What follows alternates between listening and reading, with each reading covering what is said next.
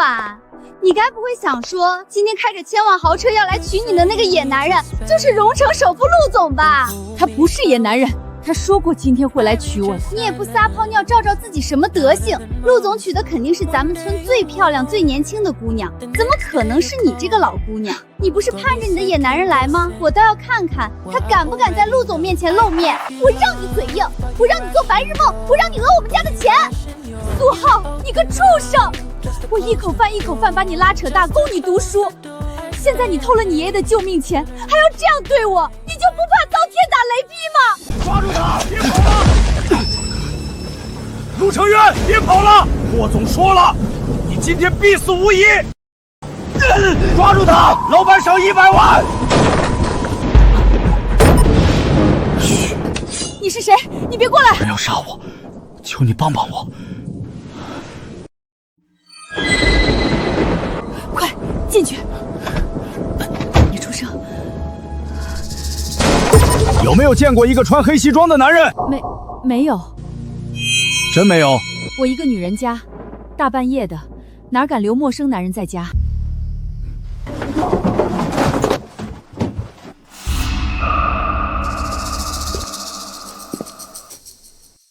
老大，搜过了，这里藏不住人，去别处找，别耽误了霍总的大事。走。喂，他们走了，你快出来！你干什么？放开我！我被下了药，如果不这样，我会死的。对不起。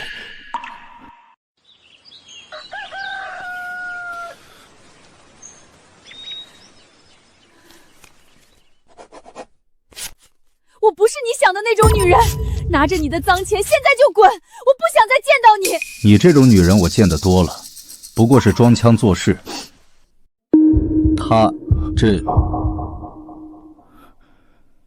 你竟然是第一次。对不起，我不知道你是。昨晚我被下了药，既然事已至此，我会对你负责。不用你负责。我说过我会负责，你要是赶我走，我就站在院子里告诉全村人昨晚发生的事。你无赖，你怎么能拿这种事要挟我？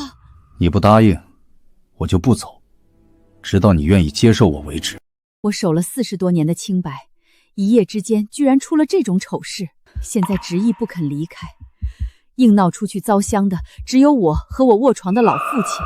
我爸身体不好，经不起刺激，你千万别在他面前出现，要是被他撞见，我就算拼了命也要把你撵出家门。爸，吃饭了，今天有肉，您多吃点儿。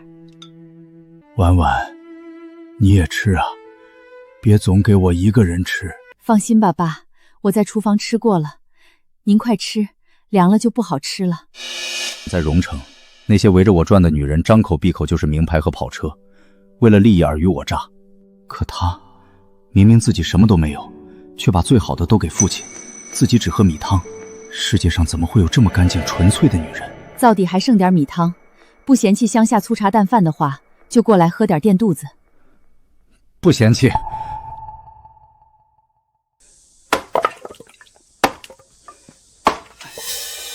苏婉，你看，水缸我已经挑满了，柴火我也正在劈，以后这种重活你都交给我。有这样一个男人在家里帮衬着，好像也挺好的。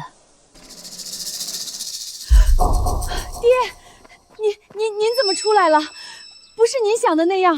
婉婉啊，是爹对不起你，是这个家拖累了你呀。当年你哥嫂走得早，你为了照顾你侄子，为了照顾我这个瘫痪的老骨头，耽误了青春，终生未嫁。小伙子，谢谢你，我们家婉婉这辈子太苦了，你要是真心对她好，我这个做父亲的也能安心走了。爹，您胡说什么？爸，您放心，以后有我一口吃的，就绝不让苏婉受一点委屈，我会一辈子对她好。往后我来给您养老送终。好好好。陆总，总算找到您了。陆总管，可算找到您了。总管。婉婉，对不起，我骗了你。我不是普通的打工仔，我其实是荣城陆家的管家。家里出了急事，我必须回去一趟。管家，你给我1个月时间，1个月后，我一定风风光光回来娶你。到时候，我带你和爸去荣城最好的医院治病，再也不让你们过苦日子。好孩子，我相信你，婉婉就交给你了，你可不能辜负她。放心吧，爸。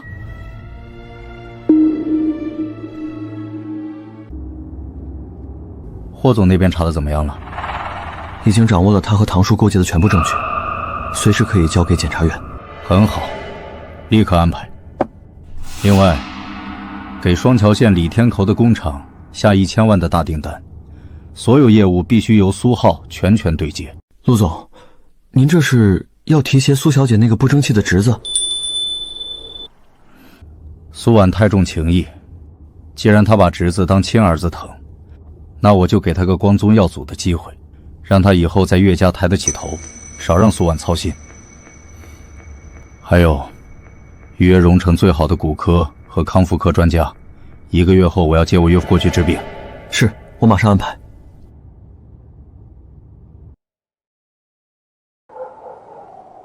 今天就是他答应来娶我的日子，他该不会反悔了吧？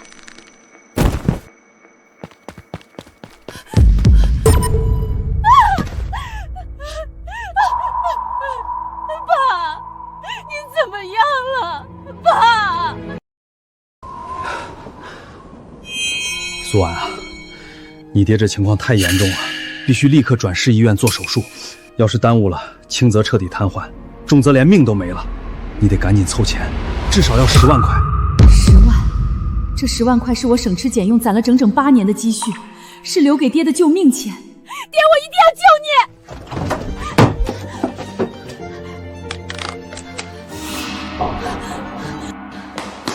姑娘，快帮我把卡里的钱全取出来，我爹等着钱做手术救命。您这卡里的10万零3000块，昨天下午已经被全部取走了。什么？不可能！卡一在我这里，谁能取走？大姐，系统显示是柜台取款，取款人签名是苏浩，而且他拿的是你本人的身份证原件。苏浩，居然是苏浩！3天前，他以帮我买东西为由，拿走了我的身份证。没想到，我一手拉扯大的亲侄子，竟然偷了我的钱。站住！哪儿来的要饭的？赶紧滚！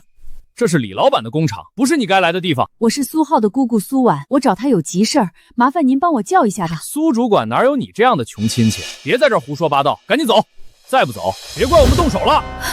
苏浩，你出来！我是姑姑。你怎么又来了？我不是跟你说过没事别来找我吗？你看你穿的这是什么啊？让我同事看到多丢人啊！浩浩，你是不是把我卡里的10万块取走了？你爷爷他摔断了腿，颅内出血，等着这钱做手术呢，你赶紧还给我。是啊，我取了，我是苏家唯一的男丁，你的钱将来不都是我的？我提前拿点怎么了？浩浩，你爷爷现在等着救命呢，你先把钱还给我吧。钱早就花完了，我给曼妮买了个限量款的爱马仕包，还有一条项链，正好10万，现在1分钱都没有了。你说什么？你把你爷爷的救命钱拿去给你老婆买包了？什么爷爷？我早就入赘李家了，我现在是李家的人，你们苏家的事儿跟我没关系，赶紧走，别在这儿碍眼。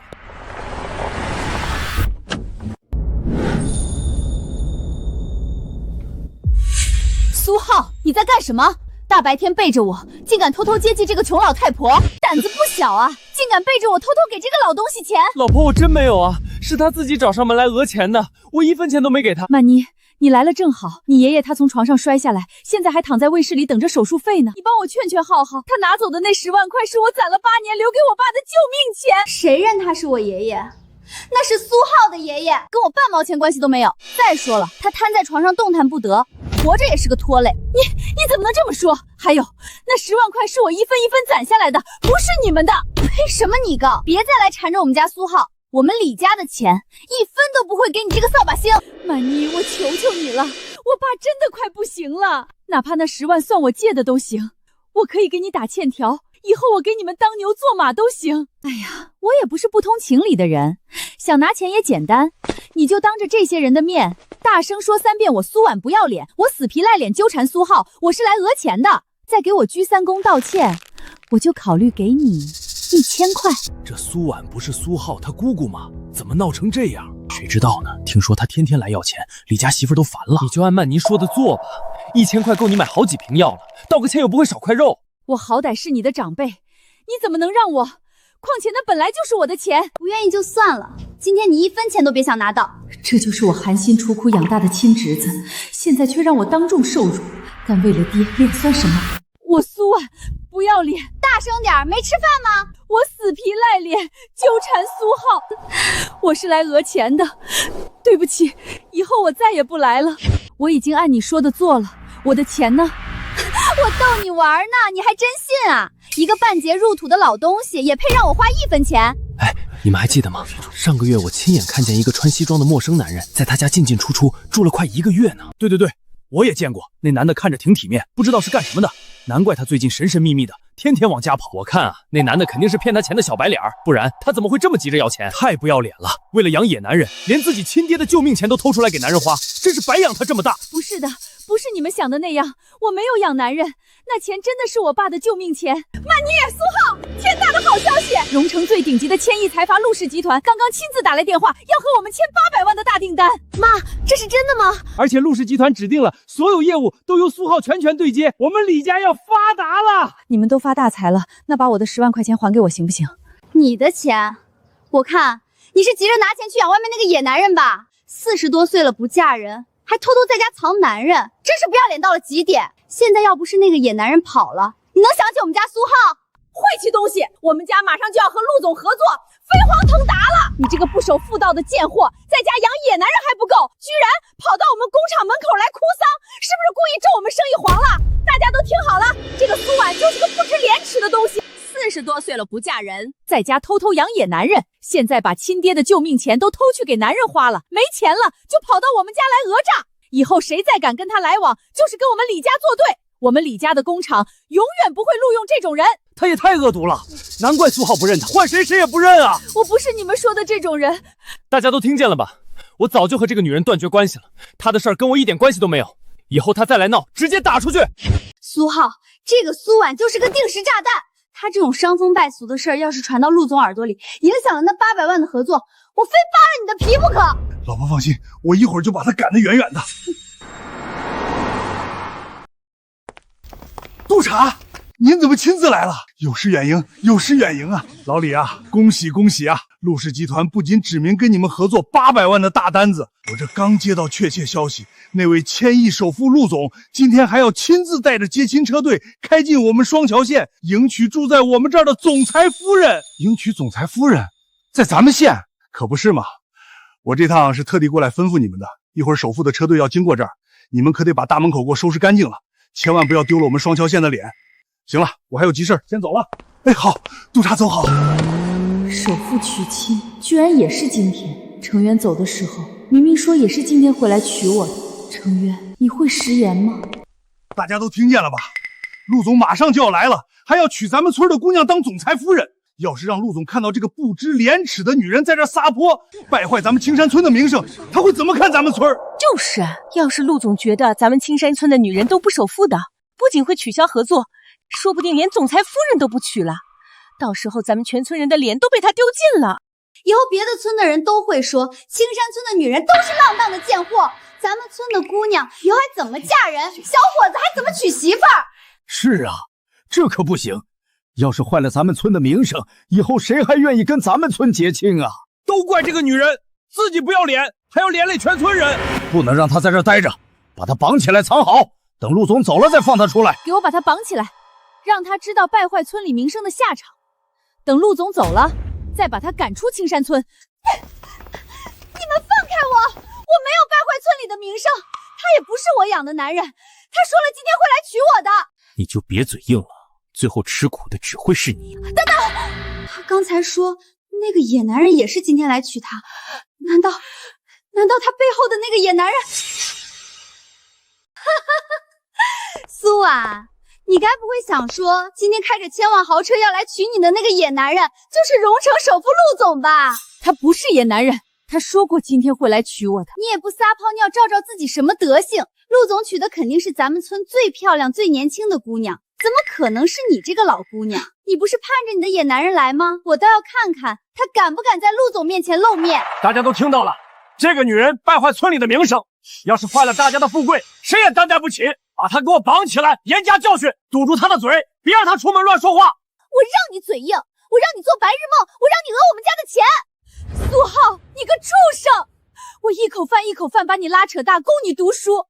现在你偷了你爷爷的救命钱，还要这样对我，你就不怕遭天打雷劈吗？闭嘴！我们早就没有关系了。程渊，你到底在哪儿？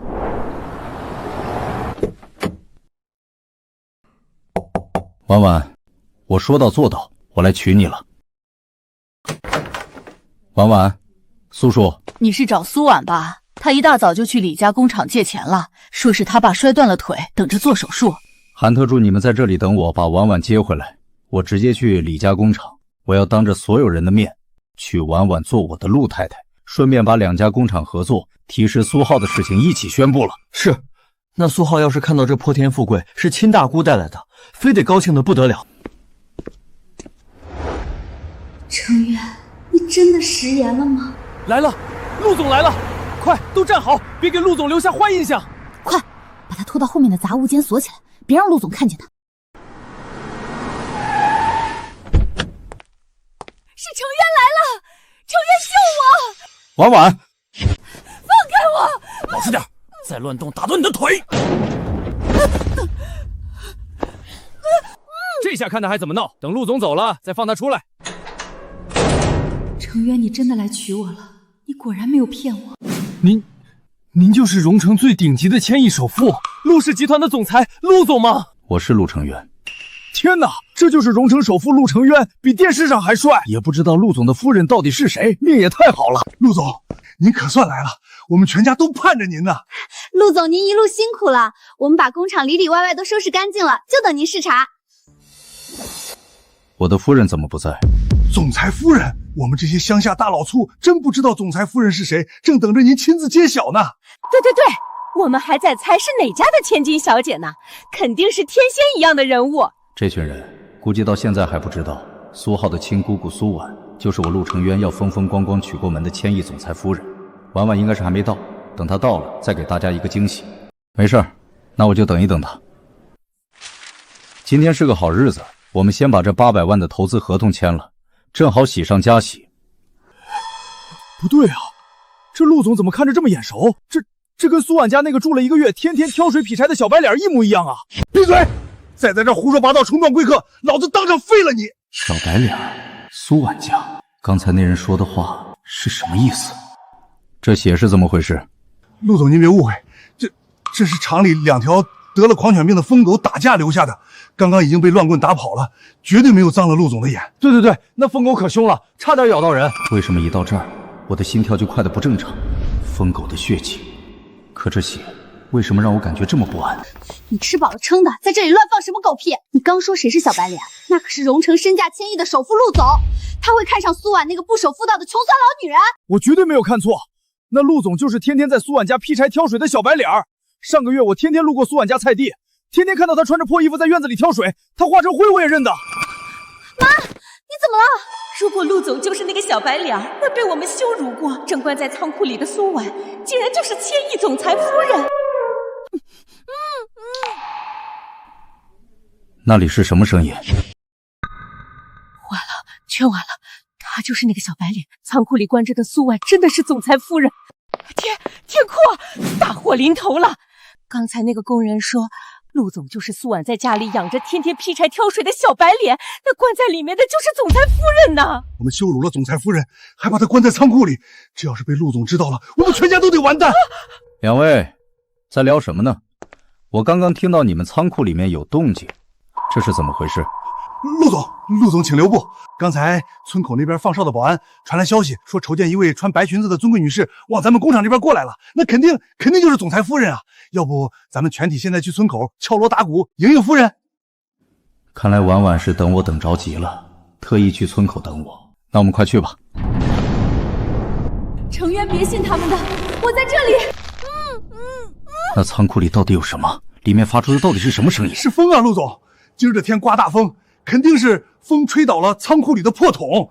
那仓库年久失修，到处都是破烂，风一吹就叮当作响。陆总，咱们现在还是赶紧去村口接夫人要紧啊！走吧，去村口。程渊，我在这儿！程渊，我在这儿！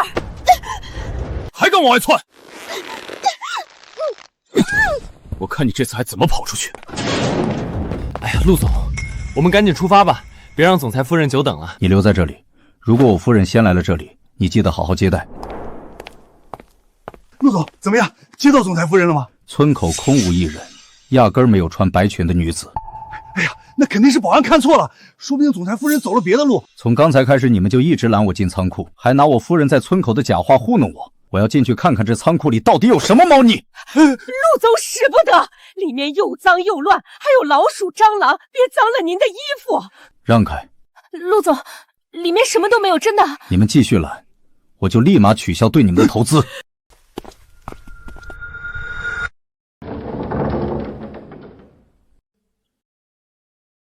怎么会有一股血腥味？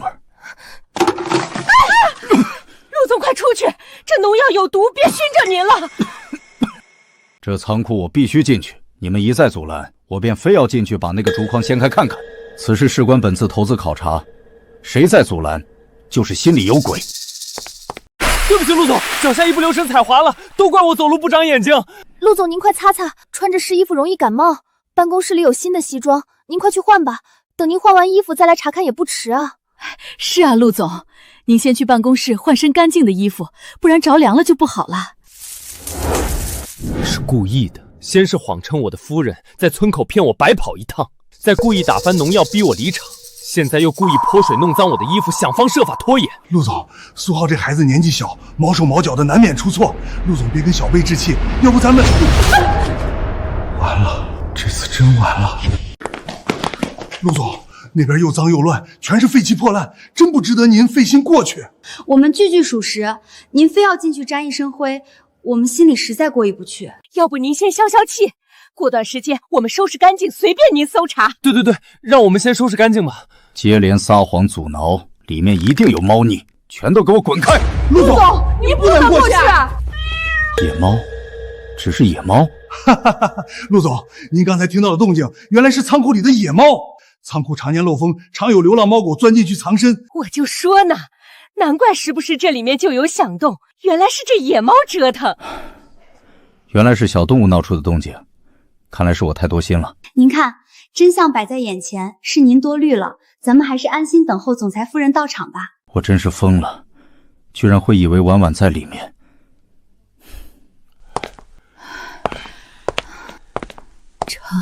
程渊，婉婉，是我是程渊啊，我来晚了。婉婉，别怕，告诉我是谁把你打成这样，还把你关在这里的？哎呀，陆总，原来浩浩的姑姑就是你的总裁夫人呀！只是总裁夫人怎么会在我们李家的仓库里啊？大姑，你快说话呀！陆总问你话，你可得老老实实回答。你快告诉陆总，你怎么会在这里？是不是自己不小心跑进来了？别胡说八道，不然别怪我不客气。婉婉，不要怕，有我在。今天这个世界上没有任何人能威胁你。你把事情原原本本的说出来，我给你撑腰。是苏浩和李曼妮。苏浩偷走了我爸的救命钱，他不仅不给，还说我是来讹钱的。他们还把我活活打成这样。因为你来了，他们又以影响村子的理由，把我给关进了仓库。陆总，您别听他倒打一耙呀！我怎么可能打他？明明是他自己为了钱，大白天闯进我们工厂仓库里偷东西，被我们发现了还动手打人。我们是正当防卫才把你绑起来的。对啊，陆总，我们也是出于无奈啊。他偷东西在先，我们李家工厂开门做生意，总不能任由一个老贼进来偷东西吧？这真的都是他咎由自取啊！就是，陆总，您可别被他骗了。他平时在村里手脚就不干净，经常偷鸡摸狗的。今天被抓了现行，还反咬一口。姑姑，你怎么能这么污蔑我？我真的没有打你。你们是觉得我不信我夫人的，反而相信你们的鬼话？真当我陆承渊是傻子吗？而且我陆承轩的女人，我还不了解吗？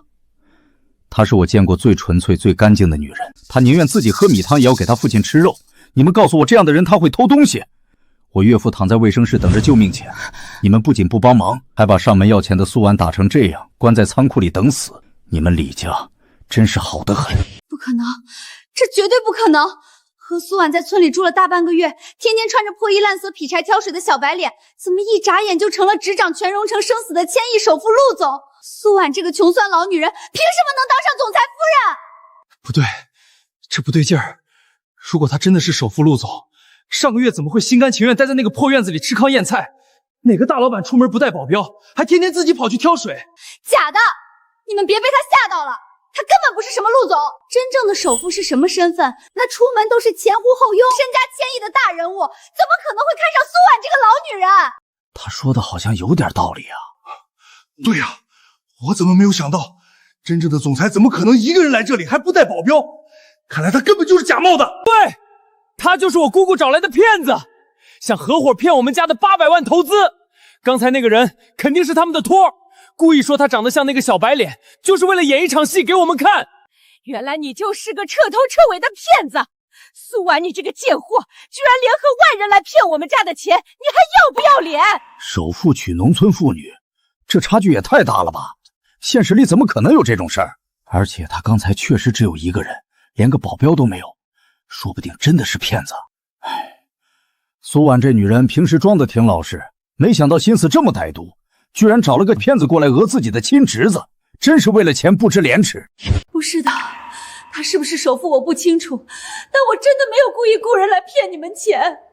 还在嘴硬，他要是陆总，我就是陆总夫人。有本事你拿出证据来啊！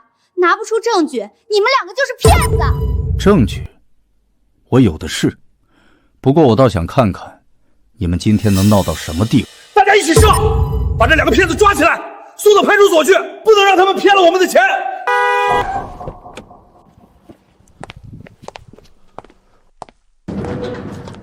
怎么回事啊？我都等了2个多小时了，陆总怎么还没到？陆总到底什么时候到？不是说好了今天签投资合同的吗？您来的正好，这个人说他就是陆总，但其实他是苏婉找来的骗子，想骗我们家的800万投资，但现在已经被我们识破了。说的有道理，上次陆总来县里考察，是我亲自接待的，他身边跟着好几个保镖，排场大得很，不是这个样子啊！蠢货，上次我忙着帮婉婉挑水，没空见你，你见的不过是一个副总罢了。您说的对，他就是个骗子，我们差点就被他骗了，幸好我们发现的早。抓骗子！大家伙给我把这2个招摇撞骗的狗男女抓起来！不要承认，你们放开他，他不是骗子！我有证据证明我的身份，我西装的内侧口袋里有名片和陆氏的黑卡，你们大可以检查。哼，还在嘴硬，我倒要看看你葫芦里卖的什么药。这是什么破名片破卡，几块钱就能做一沓，这肯定是假的。这是真的陆氏黑卡，全球只有10张，我上次在陆总的特助那里见过一模一样的。我知道了，他肯定是绑架了陆总，抢了陆总的名片和黑卡，不然真正的陆总怎么会还没到？对，他就是绑匪，我们赶紧把他抓起来交给警察，不然陆总就危险了。抓绑匪！抓绑匪！抓绑匪！督察，你说句话呀！他肯定是绑匪，不然怎么会有陆总的黑卡？您快下令把他抓起来，晚了陆总就没命了。是啊，督察，我们这是在救陆总啊！要是陆总出了什么事儿，我们县里的投资就泡汤了。你说你真的是陆总，那你怎么证明你不是绑匪？你给韩特助打电话，你既然接待过考察，一定听过他的名字，他会告诉你我是谁。打就打，正好让韩特助来把你这个假冒的绑匪抓起来，等韩特助来了你就完蛋了。王督察您好，我正想给您打电话呢，我们陆总早就到李家工厂了，您还没见到他吗？韩特助，出大事了，陆总遇到绑匪了，现在这个假冒陆总的绑匪已经被我们李家工厂给联手控制住了，您快带人来啊！胡说八道，我们陆总是何等身份，怎么可能被绑架？就是真的，你快来看看，等你来就知道这个骗子有多可恶了。留住那个人，我马上到。听到了吗？你个该死的绑匪冒牌货！韩特助说了，他马上就来了。等他来了，看你这个冒牌货还怎么装！到时候不仅要把你送进监狱，还要让你给我们磕头认错。就是，敢冒充陆总骗我们家的钱，我看你是活腻了。等韩特助来了，打断你的腿都不为过。还有你，大姑，你看看你找的这个野男人，到了这个时候还敢在督察面前装。等韩特助过来，老子非得让他亲手扒了你们这两个狗男女的皮！不错，竟敢在我们面前卖弄，真是活腻了！来人，给我好好教训他！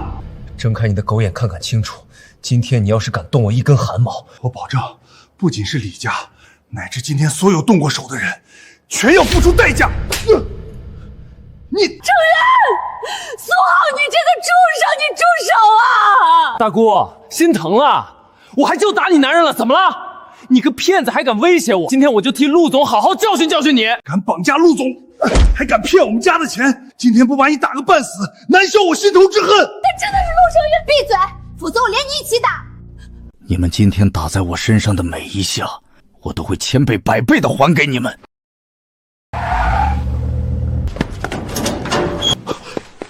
陆总，督察，您快说话呀！这到底是怎么回事？他真的是韩特助吗？他怎么对着这个该死的冒牌货喊陆总啊？是不是喊错人了？完了，这下全完了！我刚才居然亲口说不认识陆总，还任由李家把陆总按在地上打，老子要被这李家给害死了！这位先生，想必您就是大名鼎鼎的陆氏集团韩特助吧？您是不是一着急认错人了？这男的就是个在我们村住了1个月，天天挑水劈柴的小白脸啊！您怎么能管他叫总裁呢？认错人？我跟了陆总这么多年，陆总全身上下哪怕一根头发丝我都认得清清楚楚，怎么可能会认错？你算个什么东西，也敢在这里编排陆总？好啊，你们李家居然敢设局坑害陆总，还把我也给骗了！说什么他是绑匪是骗子，害得我差点得罪了陆总，你们简直是胆大包天！督察，不是这样的，我真的以为他是假的陆总，我们也没有想到，都是他，都是李曼妮出的主意，是他先说他是骗子的，也是他先动手打的人，跟我没关系。你胡说八道，明明是你先说他是绑匪的。还有你姓王的，你少在这里放屁倒打一耙。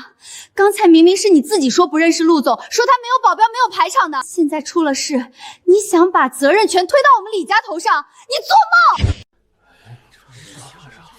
闹够了没有？陆总，您大人不计小人过，您就让了我们吧。对啊，陆总，不，姑父，之后我就要改口叫您姑父了，之后咱们都是一家人了，您就不要怪我这个小辈了吧。谁是你的姑父？你们打在我身上的每一下，我都会记着。还有你们对我的总裁夫人苏婉做的所有事，我也会一笔一笔跟你们算清楚。第一，立刻终止和李家工厂的所有合作，追究全部违约责责。第二，以陆氏集团的名义制裁李家工厂，禁止任何投资。第三，通知税务、工商和警方彻查工厂所有违法问题。姑姑，我错了，我真的知道错了，你饶了我吧，我可是你唯一的侄子啊！大姑，我真的知道错了，我只是一时糊涂被李家给骗了呀。我是苏浩，是你唯一的亲侄子，是苏家唯一的独苗啊！你从小一口饭一口饭把我喂大，你最疼我了，你就饶了我这一次，你跟陆总求求情啊！小婉，我错了，我真的错了。看在你死去的妈妈的份上，看在我们是一家人的份上，饶了我们这一次吧。是啊，小婉，我们以后再也不敢了。我们给你当牛做马，求求你放过我们吧！姑姑，我错了，我不该打你，不该把你关在仓库里。你大人有大量，就饶了我们吧。婉婉啊，我知道你是个好孩子，今天也受委屈了。但你们苏家就这么一根独苗，如果他出事了，苏家可就真一辈子抬不起头了。你一个长辈应该宽宏大量，你就原谅他吧。一家人？他们什么时候把我当过一家人？苏浩，你现在知道叫我大姑了。你偷走你爷爷10万块救命钱的时候，怎么没想过我是你大姑？我苏婉这20年，为了你这个所谓的苏家独苗，起早贪黑在泥地里刨食。你上学要学费，我卖了娘留给我的唯一一件金首饰；你结婚要彩礼，我把自己的血汗钱全掏出来，我连一双新鞋都舍不得买。可你呢？你攀上了李家当了主管，就嫌弃我是个没文化的农村穷寡妇。你逼着我给你老婆擦鞋，把我关进仓库的时候，你摸着你的良心问问你自己，你想过饶了我吗？婉婉，都怪我不知道你过得这么苦。你放心，从今往后有我陆成辉在一天，这个世界上就再也没有任何人能让你掉一滴眼泪。从今天起，我苏婉和苏浩、李天矿一家断绝所有关系，以后你们的生老病死都和我无关。从此我苏婉主动开除族谱，划除祖籍。陆总，苏小姐，今天的事儿真是对不起，是我有眼无珠，得罪了二位。以后本人一定全力支持二位的工作，有什么需要尽管开口。陆成渊，没想到你中了我的药，居然被这个农村老女人给救了。现在为了她，居然动用整个集团的资源。看来你的软肋我已经找到了。终于离开这个地方了，可为什么心里还是这么堵得慌？婉婉，别看了，那些人再也伤不到你了，冷不冷？我以为我这辈子都逃不出去了。没事了，都过去了，以后有我在，再也没有人敢欺负你。陆成渊，我有件事想问你。你说。成渊，你为什么从来不告诉我你的身份？你天天在我的破院子里挑水劈柴吃糠咽菜，为什么一转眼你就变成了全荣城最尊贵的千亿首富？对不起，婉婉，我不是故意瞒着你的，我只是太珍惜你，珍惜到怕吓到你，怕你知道我是陆氏集团的总裁以后会觉得我高不可攀，会离我而去。但是婉婉，我对你是认真的，我第一次见到你的时候就被你身上的韧劲吸引了。你那么善良，那么坚强，即使被生活逼到绝境，也从来没有放弃过。我不想用我的身份去衡量我们的感情，我只想做一个普通的男人，守在你身边。苏婉，以前我没有正式向你求过婚，现在我以陆成渊的身份重新向你求婚，你愿意嫁给我，做我的陆太太，做陆氏集团的总裁夫人吗？我愿意，成渊，我愿意。我没偷东西，苏浩他偷了我爹的救命钱，他们还把我关在竹筐里打我。我知道，我全都知道。婉婉不哭了，我在，我带你去接叔叔，这辈子没人敢再欺负你们。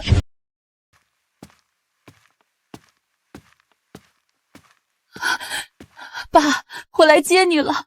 妮儿，这位贵人是？爹，他是成渊，他就是天天在咱们家院子里挑水劈锄的成渊，他来接你去看病了。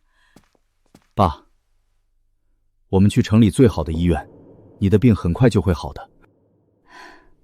原来是你，好啊，我也能放心把婉婉交给你了。您放心，我没看错吧？之前苏婉在村里受尽欺负，竟然能找到这么有钱又这么好的男人。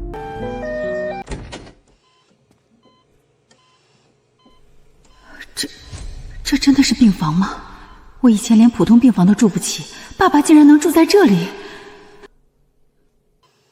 医生，我岳父的情况怎么样？有没有治愈的可能？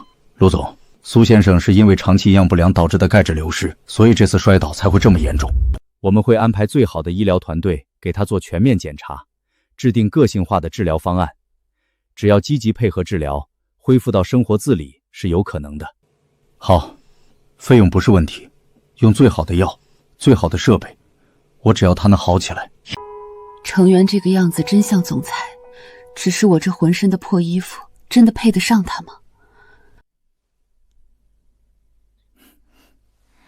立刻送一整车女士胸品到医院 VIP 病房，从内衣到外套，从护肤品到化妆品，每个尺码各来一套，再准备一些适合病人吃的营养品。好的，陆总，我马上安排。不用，太破费了，我自己有衣服穿。听话，这些都是你应得的，以后我要把你以前没享过的福全都补回来。陆成渊，谢谢你。傻瓜，跟我还客气什么？我以前从来不敢想自己能过上这样的日子，我总觉得这一切都像做梦一样，怕一觉醒来什么都没了。这不是梦，是真的，以后我会一直陪着你，再也不会让你受一点委屈。成渊，谢谢你让我第一次有了家的感觉。不就是欠你那点货款吗？急什么？等陆总的800万投资到账，我立刻给你结了。再催，以后别想跟我们工厂合作了。苏浩，根据银行规定，现提前收回你工厂的所有抵押贷款，这是通知书，限你3天内还清所有钱款，否则我们将强制拍卖你的工厂。什么？提前收回贷款？凭什么？我们的贷款还有半年才到期。凭什么？就凭你得罪了陆成渊陆总。现在整个荣城的银行都不会再给你1分钱贷款，3天内还不清钱，就等着卷铺盖走人吧。完了，全完了。李天库，欠我们的50万货款什么时候还？再不还，我们就搬你家的东西了。还有欠我们的300万，今天必须还，不然卸你一条腿。白眼狼苏浩，把我们的血汗钱还给我们！今天拿不到工资，老子一把火烧了你这破厂子！请大家放心，你们别忘了苏浩的姑姑是总裁夫人，过2天我们就有钱了。别催了，我没钱，我1分钱都没有了，求求你们宽限几天吧！大家别吵，别吵，别吵，钱我一定会还的，给我几天时间。几天？我们已经给你够多时间了，今天不还钱，我们就不走了。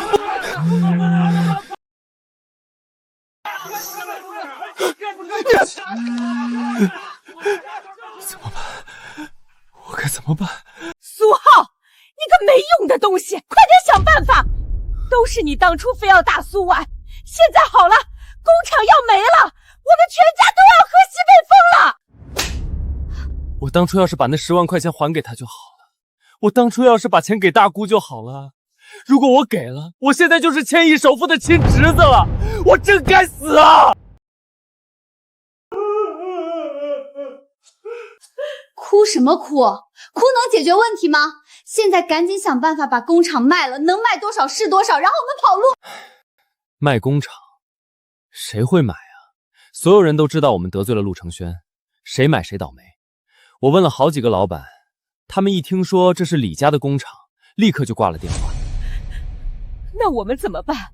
难道就在这里等死吗？不然我们去找苏婉求情吧。他现在傍上了陆承渊，只要他肯松口，我们一定还有救的。不行，我不去。我当初那么对他，他肯定不会原谅我的。你不去谁去？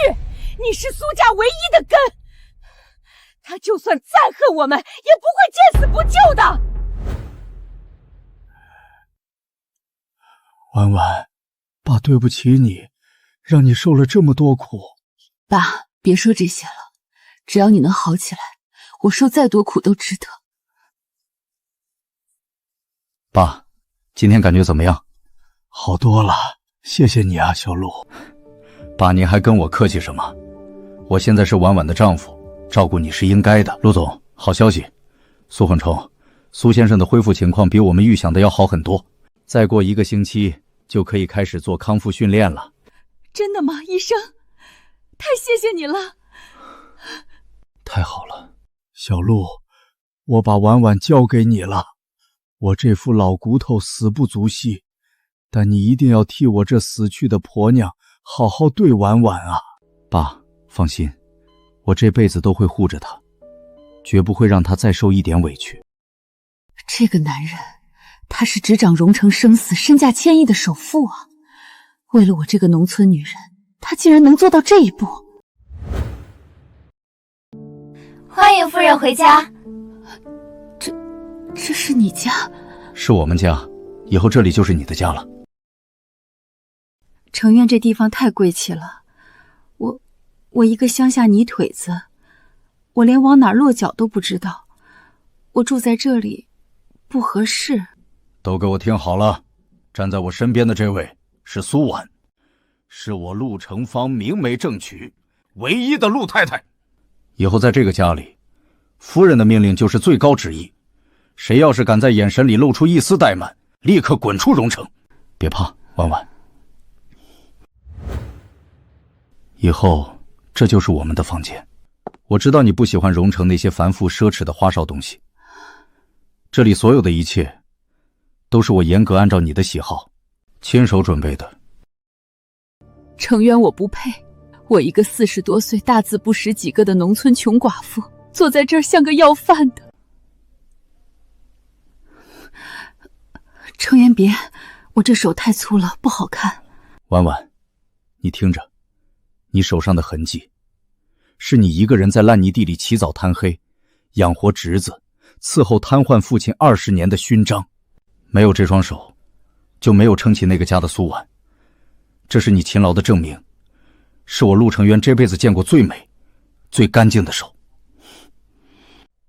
我会教你，家里所有的家电怎么用，怎么吃西餐。我当你的老师，一样一样亲自带你。程渊，我不能一辈子躺在你的大房子里，当个靠你养着的废人。我想找份工作，哪怕是去你的公司帮你们扫地倒水，我也想靠自己的双手赚饭吃。我也不知道我能做什么，我没读过多少书，只会种地。你想找份工作，我绝不反对。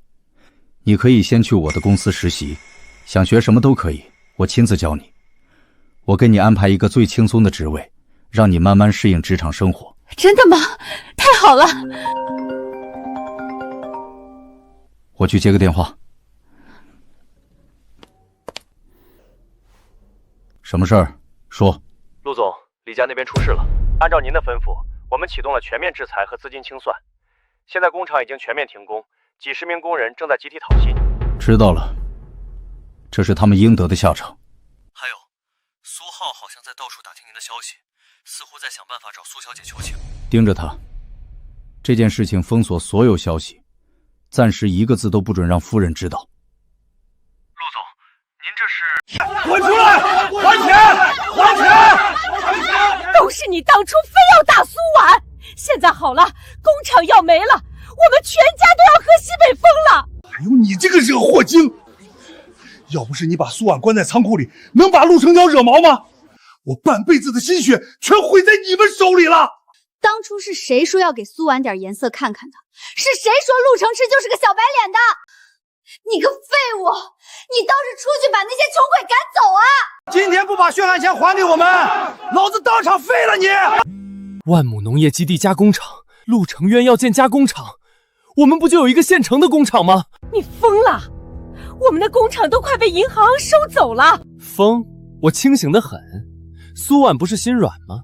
我就用几十号工人的饭碗当筹码，逼他注资盘活工厂。这个办法行。苏婉从小就心软，见不得别人可怜，再加上全村人看着，他要是见死不救，以后还怎么回村？没错，明天一早，妈你去把所有工人都召集起来，跟他们说，只要苏婉肯注资，立刻补发3个月工资。然后我们带着工人一起去苏婉的别墅门口下跪，我就不信他不心软。可他要是真的不管怎么办？他不会不管的，他最在乎名声。我就让全村人都看看，他苏婉发达了是怎么忘恩负义、见死不救的。哎，干什么呢？姑姑，我知道我以前不是人，我畜生，我对不起你，对不起亲爷爷。我不是人，我当初不该那么对你。你要打要骂都随便你，但求求你，救救这些工人吧，他们都是无辜的。他们上有老下有小，全靠这份工资养家糊口啊！苏小姐呀，我们跟着你舅舅干了10几年了，我儿子还等着我的工资交学费呢。求求你救救工厂吧，婉婉！看在当年你快饿死时，乡亲们给过你一碗剩饭份上，给工人们留一口活命的饭吧。王叔，你们快起来，这不关你们的事，你们别跪我，快起来啊！滚开！别用你的脏手碰他！大姑，千错万错都是我苏浩的错。只要你肯注资盘活工厂，我愿意把工厂80%的股份都给你。我苏浩不当老板了，我只当一个最普通的厂长，帮你管理工厂，给你当牛做马。求求你救救青山村这几十户人家吧！婉婉，别听他的，他这是在利用工人的生计，恶意道德绑架你。珊珊一改，本性难移，这种白眼狼绝对不能给机会。我恨苏浩，我恨不得让他去死。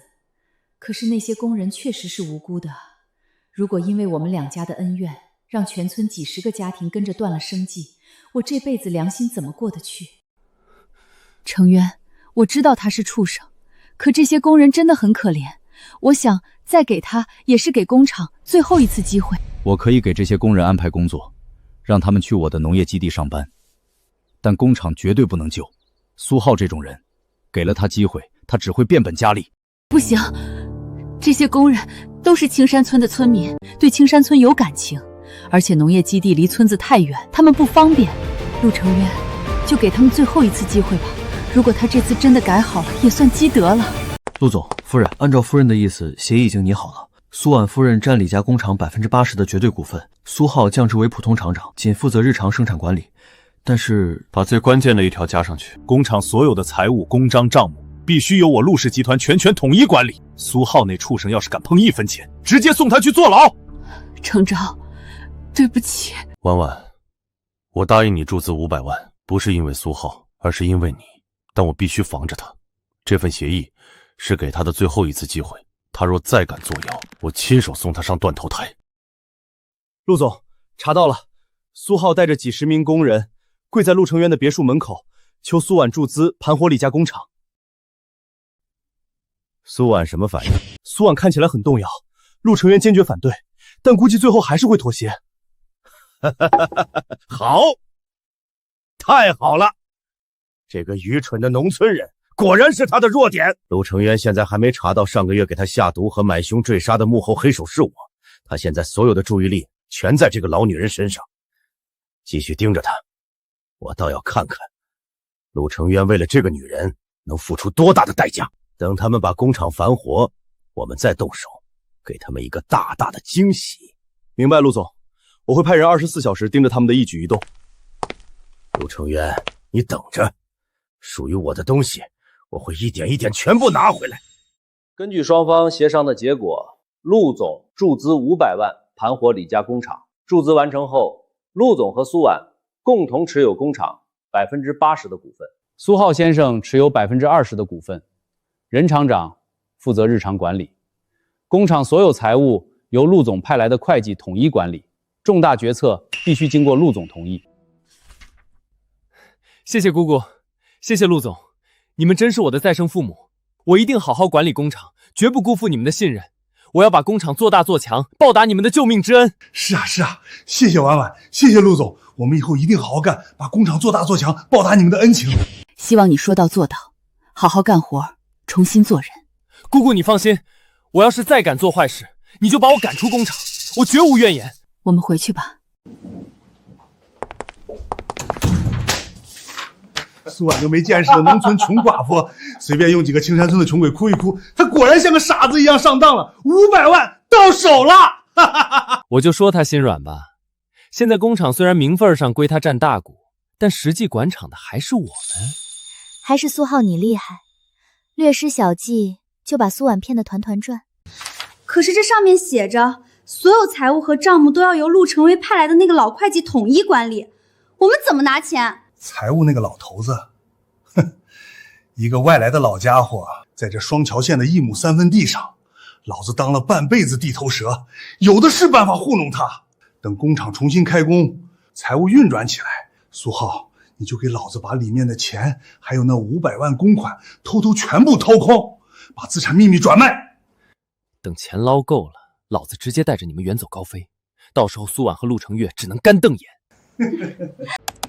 不对呀，同样的钢材，上个月每吨才3200，这个月怎么突然涨到4200了？而且采购量比实际用量多了整整1倍。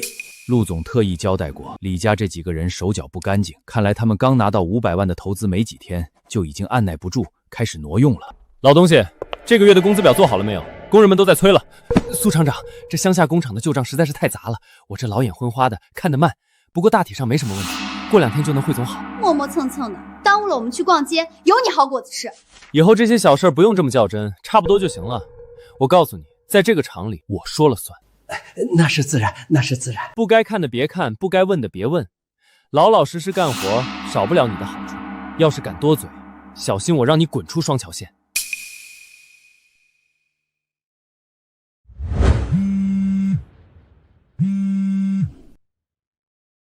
说，陆总，我发现账目有问题，苏浩这个月虚报了原材料采购价，还多报了采购量，至少套走了50万公款，而且还偷变卖了工厂的一些闲置设备，钱都被转到了他的私人账户上。还有吗？目前只查到这些，但我感觉他肯定还有别的动作。他最近经常和一些不明身份的人见面，好像在联系买家，准备把工厂的核心设备也卖掉。做得好，你继续暗中观察，不要打草惊蛇，把所有的证据都保存好，尤其是转账记录和他的受益短信。有任何新情况，立刻向我汇报。明白，陆总。陆总，要不要我现在就派人把苏浩抓起来？不急，等他把所有的罪证都暴露出来，再一网打尽。我要让婉婉亲眼看到他这个侄子到底是什么货色，彻底断了他的念想。明白，我这就安排人加强对苏浩的监控。你回来了，快洗手吃饭。我今天炖了你最爱喝的排骨汤。好，辛苦你了，婉婉。程渊，你今天怎么了？是不是公司出什么事了？没事，就是公司一点小事已经解决了，别担心。程渊，你别瞒着我，是不是苏浩边又给你惹祸了？你一定要告诉我。我虽然没读过多少书，但我知道他是个白眼狼。真的，可能是今天太累了，你还是操心一下你明天第一天去公司穿什么吧。苏婉是吧？陆总已经打过招呼了，从今天起你就在我们项目部实习，主要负责整理资料和数据录入。谢谢王经理，我一定会好好干的。你就坐那里吧，张萌，你带带他，熟悉一下工作流程。知道了。她就是那个农村来的总裁夫人啊，看着也不怎么样嘛，穿的这么土。可不是嘛，听说她大字不识几个，连电脑都不会用。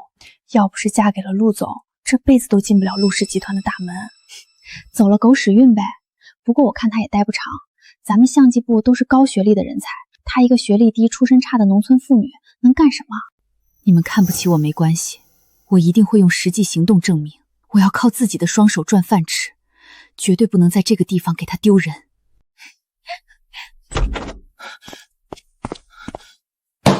技术团队的人呢？都死哪儿去了？双桥县农业基地那边出天大的事儿了！经理，到底怎么了？基地的智能化灌溉系统不知道出了什么大面积问题，大片的早稻秧苗开始枯萎变黄。技术团队在现场排查了整整2天，硬是束手无策。这要是全死光了，我们整个部门全部都要卷铺盖滚蛋！经理，让我去现场看一眼，这根本不是灌溉系统的问题。你一个刚来1天的实习生，连电脑都不会开，在这装什么专家？相信我，再耽误1天，那些大米秧子就真的神仙难救了。怎么样，查出来是什么问题了吗？还没有，系统显示一切正常，水压也足够，可这秧苗的叶片就是无法吸收水分，真是活见鬼了！怎么可能没问题？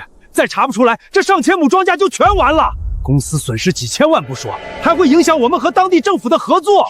王经理，我们已经查了3遍了，真的没有问题。让我看看。你一个实习生能看出什么问题？别在这里添乱，让他看看吧，说不定能有什么发现。哼，我们这儿用的是全荣城最先进的微密探测仪，你在这儿玩泥巴能解决问题？大错特错，你们的技术全用错地方了。你们天天盯着机器看，为什么不低头看看脚底下的地？你看出来什么了？这不是设备坏了，是这块地之前为了赶工期过度翻晒，加上排水不畅，导致了严重的土壤板革。你们的智能灌溉只在地表洒水，水根本进不去深层的根系，地底下的水又排不出来，秧苗是被活活烧死的。苏婉，你确定吗？我确定，我种了40多年地，这种情况见得多了。板结率85%，真被他说中了。苏婉，太谢谢你了。那我们现在要怎么办？首先，把所有堵塞的排水管都挖开，清理干净里面的泥土，然后停止使用化肥，用秸秆还田的方法改良土壤，再在田里挖一些排水沟，增加土壤的透气性。这样过不了多久，土壤就会恢复正常，灌溉系统也能正常使用了。快，全部人给我拿锄头下地开沟，快！苏小姐，对不起，刚才是我有眼不识泰山，你说的办法太对了，我们马上就照做。天哪，水真的渗下去了！你真是我们项目部的功臣啊！这次多亏了你，不然我们损失就大了。王经理过奖了，我只是做了我应该做的。苏小姐，谢谢你，我以后再也不敢看不起农村人了。你比我们这些所谓的专家厉害多了。陆总，告诉您一个好消息，灌溉系统的问题解决了，是夫人发现的问题。现在我们按照她的方法，现在已经恢复渗水问题了。好，我知道了，你们辛苦了。陆总，夫人真是太厉害了，她不仅解决了灌溉问题，还提出了很多改良土壤的好办法。我们项目部能有她这样的人才，真是太幸运了。她一直都很优秀，你们要好好培养她，以后农业基地的很多工作都可以交给她负责。明白，陆总，我一定会好好带她的。夫人，以后你就是我们项目部的骨干了。谢谢王经理，我一定会继续努力的。两位叔叔，我今天找你们来，是想跟你们说一件事。陆成渊为了一个农村女人，不顾集团的利益，已经引起了很多股东的不满。话虽如此，但陆总毕竟是集团的董事长，而且他的能力大家有目共睹。是啊，陆总这些年把集团打理得很好，我们的股份也涨了不少。涨了不少，那是以前。现在外面都在传陆氏集团的总裁夫人是一个大字不识的农村老妇，很多合作商都开始动摇了。再这样下去，集团的形象和信用都会受损，你们的股份也会贬值。只要我们联手把陆成渊赶下台，我保证华东区的农业项目就交给你们两家负责，到时候你们赚的钱比现在多得多。你说的是真的？当然是真的，我陆振涛说话算话，只要你们支持我，我绝不会亏待你们。好，振涛，叔叔这次就陪你赌一把，我们一言为定。陆成渊，你等着，这一次我一定要把你从董事长的位置上拉下来。陆总，媒体那边已经联系好了，他们答应明天一早同时在各大平台发布关于苏婉的负面报道，标题都已经拟好了，都是按照您的要求写的。很好，标题要再刺眼一点，把40岁农妇大字不识这些词都加上。明白，我这去通知媒体修改。还有，苏婉今天在双桥县农业基地解决了灌溉系统的问题，王经理对她赞不绝口，陆成渊还表扬了她。这个农村女人还真是有点本事，不过没关系，明天的报道一出，她就会变成人人喊打的过街老鼠，我看陆成渊还怎么护着她。陆总，要不要我再加点料，比如编造一些他以前的黑料？好，你去安排，越离谱越好，我要让他身败名裂，永远抬不起头。明白，我这就去办。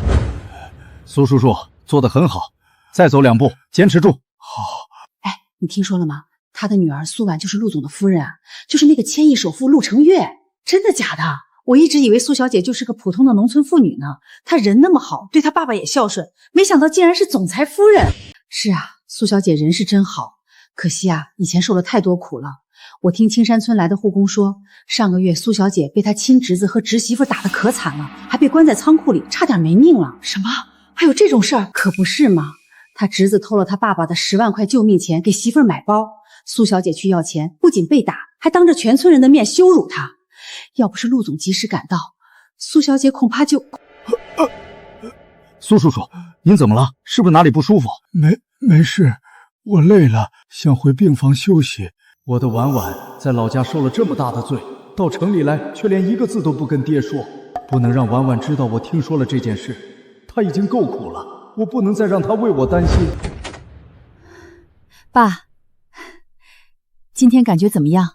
我给你熬了最喜欢的山药排骨汤，趁热喝点儿。爸，医生说你最近恢复的特别好，等过阵子你彻底能稳当走路了，我和成渊就带你出去转转，看看城里的风景。婉婉，爸对不起你，爸这副震了多年的老骨头，把你这辈子都给生生拖累苦了呀。爸，好端端的你怎么又说起这个了？我是你闺女，孝顺你是应该的。只要你能好起来，我受再多苦都值得，我不苦。不是爸当年糊涂啊！你哥嫂走得早，留下苏浩那个白眼狼。你为了守着这个家，守着我这个瘫痪的老骨头，连自己的亲事都耽误了。当年要不是我固执，非要拦着那门亲事，非要把你留在身边伺候我，你也不至于这么多年终生未嫁，在村里受尽那些长舌妇的白眼和欺负。都是爸自私，是爸害了你大半辈子啊！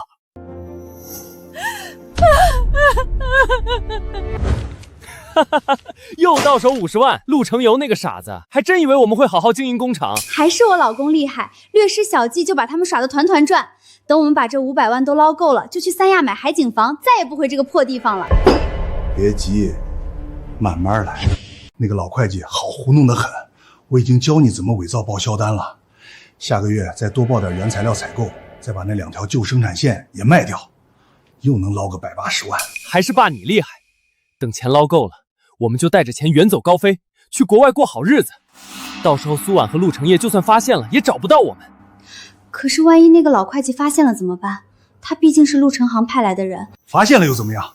他一个外来的老头子，在这双桥县的1亩3分地上还能翻了天不成？要是他敢多嘴，就找几个人教训教训他，让他知道谁才是这里的老大。就是，爸说的对，现在工厂在我们手里，我们想怎么样就怎么样。那个老东西要是识相，就乖乖闭嘴，不然有他好果子吃。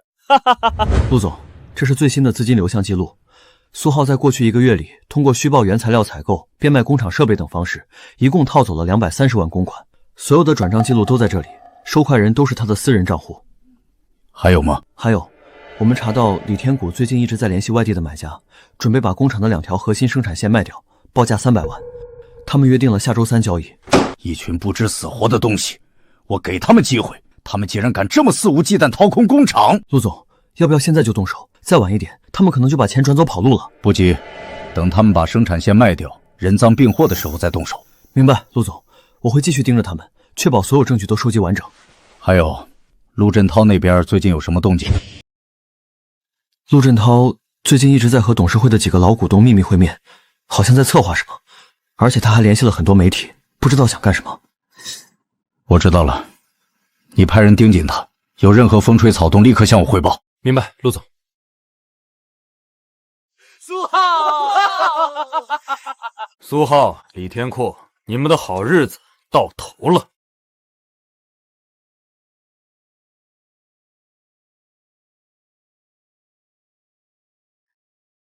瞧瞧，快瞧瞧，网上的负面新闻都炸开锅了，某些人还顶着总裁夫人的名头在咱们部门晃荡呢，也不嫌丢人。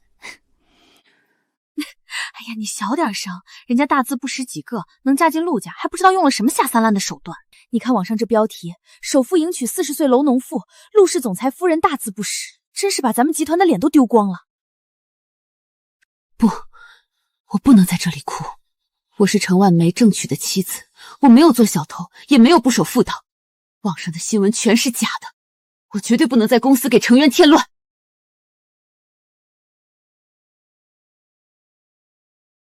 陆总，太好了！负面新闻的效果超出了我们的预期。现在全网在骂苏婉，陆氏集团的股价已经跌了3个点了。董事会的几个老主动都打电话来表示不满，要求陆成渊给个说法。陆成渊，我看你这次怎么收场？还是陆总您厉害，略施小计就让陆成渊焦头烂额。那接下来我们怎么办？通知那2个老股东，明天召开董事会紧急会议。是，陆总。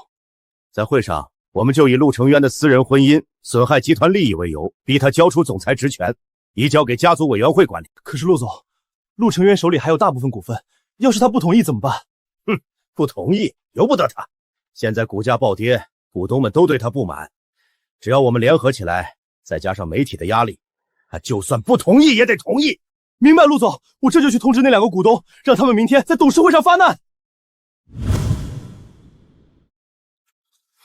陆总，夫人，陆振涛那边出手了，他拿着网上那些恶意比黑的负面祭文，在董事会内部大肆煽动舆论。他说什么？陆振涛已经联合了2名刚刚拉拢的老股东，正式在董事会发起了紧急会议联署。他们以夫人出身低微，严重损害集团形象为由，准备在明天早上的会议上公开发难，逼您停职，急交职权。程渊，对不起，都是因为我，如果不是因为我，你也不会被你弟弟逼到这个份上。婉婉，听着，你没有对不起任何人，你是我陆成婉明媒正娶唯一的陆太太，是我这辈子最骄傲的女人。哼，通知公关部不需要再压制舆论了，让那些负面新闻继续写。另外，通知老会计，把苏浩在工厂转移公款的所有原始凭证、转移记录，以及李天阔的受益短信全部打包整理好。是，陆总。明天早上的董事会，既然陆振邦想把事情闹大，那我就当着所有人的面，把他和苏浩一家一起送进地狱。各位董事，今天召集大家来，是有一件关乎陆氏集团生死存亡的大事要商议。陆成渊身为集团董事长，不顾公司利益，执意迎娶一个出身低微、毫无文化的农村老妇，导致集团形象严重受损，情况不妙。昨天的负面新闻大家都看到了，我们的股价暴跌3个点，市值蒸发了上百亿。不错，陆总，今天董事会紧急会议联署召开，就是要你给大家一个交代。你让这么一个出身低微、毫无文化背景的农村老妇，顶着夫人的身份，会严重损害我们集团的形象。是啊，程渊，不是我们不通情理，婚姻是你的私事，但你不能拿整个集团的利益开玩笑啊。这是我拟定的协议，只要你签署这份协议，将总裁职权无限期移交给家族委员会管理，我们就不再追究这件事。当然，移交职权的核心条件之一就是重新审查现任总裁夫人的资质，如果她不符合要求，你必须立刻和她离婚。说完了。怎么？你不同意？难道你要为了一个农村女人毁了整个陆氏集团吗？陆振涛，你费尽心思演了这么一出大戏，动用董事会紧急会议，甚至不惜做空自家集团的股价，你真以为我不知道你葫芦里卖的是什么药吗？陆成渊，你少在这里转移视线，现在是你的私人婚姻严重损害了集团声誉，导致股价暴跌，我们是在救陆氏。陆总，你今天不签这份协议，我们就按照董事会章程，联合超过半数的成员，正式启动总裁罢免程序。陆振涛，你费了这么大劲，又是买通媒体发负面新闻，又是拉拢股东，不就是想抢我的位置吗？何必说的这么张面？你胡说！我这是为了集团的利益，为了所有股东的利益。哼，为了集团的利益，当年是谁挪用公司公款去赌博，输了3个亿？是谁收受贿赂，把公司的项目交给自己的亲戚做，导致公司失惨重？你以为你做的那些事我都不知道吗？我只是念在兄弟情分上，不想赶尽杀绝。可你偏偏不知好歹，一而再再而三地挑战我的底线。你血口喷人，你有证据吗？没有证据，你就是诬陷。证据？我当然有，而且我还有你绝对想不到的证据，放出来给大家看看。是，陆总。是陆振涛给了我100万，让我去青山村杀陆成远。他说只要能杀了陆成远，再给我100万。假的，这是伪造的，是陆成远陷害我。伪造？事情办得怎么样了？一定要把陆成远弄死，不能留活口。事成之后，我再给你打100万。放心吧，陆总，我办事你放心。不可能，这不可能！你们怎么会有这个录音？你以为你做的天衣无缝？早在你第一次派人追杀我的时候，我就已经开始调查你了。你给杀手转钱的银行流水，你和他的通话记录，还有你买凶杀人的合同，我这里全都有。你敢阴我？还有，当年我父亲的死也和你脱不了干系吧？是你在他的药里下了毒，对不对？是又怎么样？陆氏集团本来就应该是我的，要不是你父亲偏心，把董事长的位置传给你，我怎么会落到今天这个地步？你错了，陆氏集团是我父亲一辈子的心血，不是你争权夺利的工具。你为了自己的私欲，不惜残害手足，背叛公司，你根本不配做陆家人。陆志涛，你太过分了！竟然做出这种伤天害理的事情，我们真是瞎了眼，居然相信了你。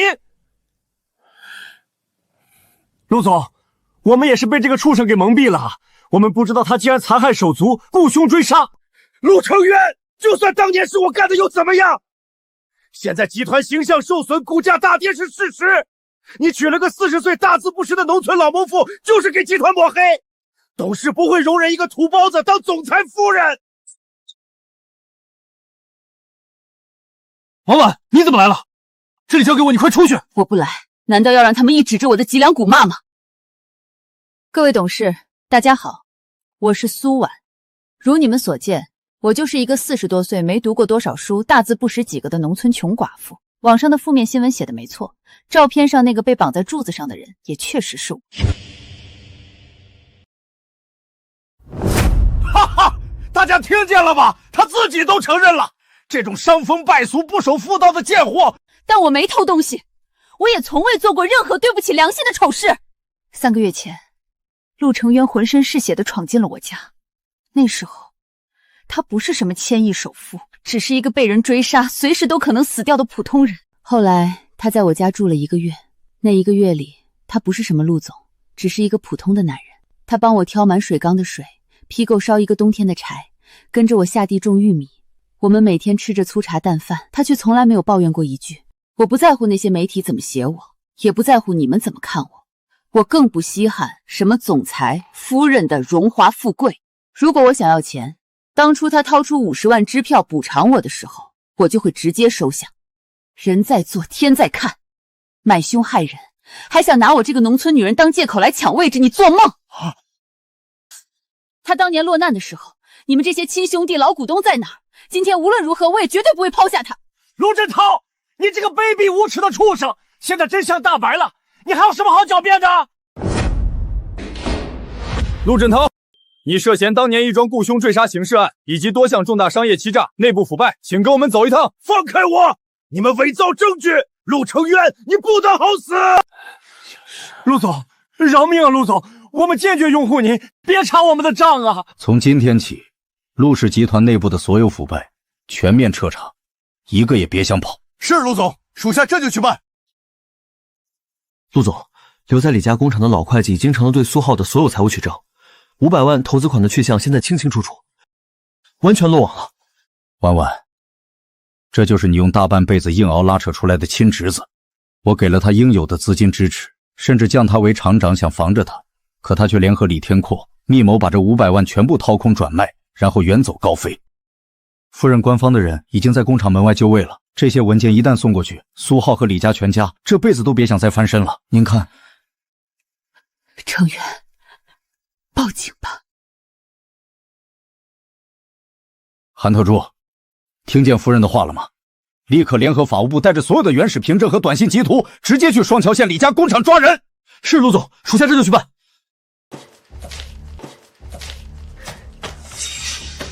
快点，再晚就赶不上下午的飞机了。等我们到了国外，陆成尧就算有天大的本事，也找不到我们。放心吧，爸，500万我们已经赚了480万，足够我们在国外舒舒服服过一辈子了。等我们安顿下来，再买个大别墅，再雇几个佣人，再也不用回这个破地方。等我们到了国外，我天天穿名牌，背名牌包，再也不用看别人的脸色了。苏婉那个贱人，这辈子都别想再见到我们。他还想找我们算账，做梦！等他发现的时候，我们早就已经在国外逍遥快活了，他只能对着一个空工厂哭。